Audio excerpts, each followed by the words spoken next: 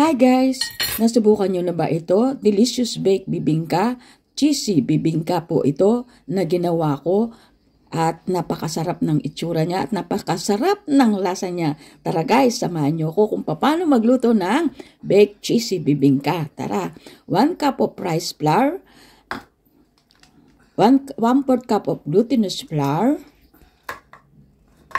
1 1/4 teaspoon baking powder, at tapos i-whisk nyo lang siya ng ganito. At pagkatapos i-add nyo po yung kalahating cup ng condensed milk.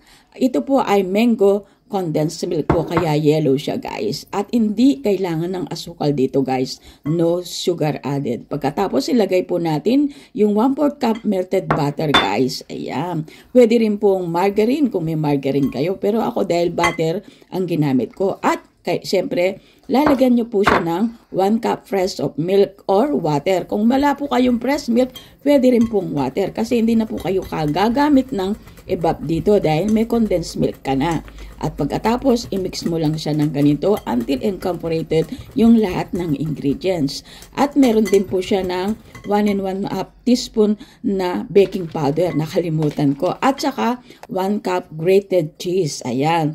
Para po lalo siyang masarap, nilagyan ko po siya ng grated cheese. At pagkatapos, ilagay lang po natin sa mga molder na ganito. Ito ay good for 5 molder lang guys kasi po 1 cup lang yung ginamit nating flour. Ito po ay gawa sa rice flour at glutinous rice. Ayan.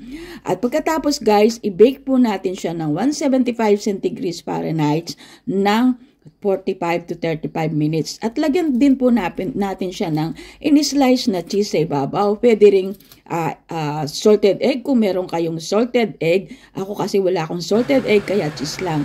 At eto na guys, luto na po siya. Pwede na po natin siyang iserve. At kung hindi pa kayo nakasubscribe sa aking channel, please subscribe Erlinda 60 Mix Vlog at sa ating Facebook page, Erlinda 60 Mix Vlog at Basic Erlinda sa ating personal Facebook. At thank you very much po sa inyong panonood. At ito po ay napakasarap, smoothie and delicious. Tara na, kain na po tayo. Bon appetit! Subukan nyo po ito at napakasarap at affordable sa inyong bulsa.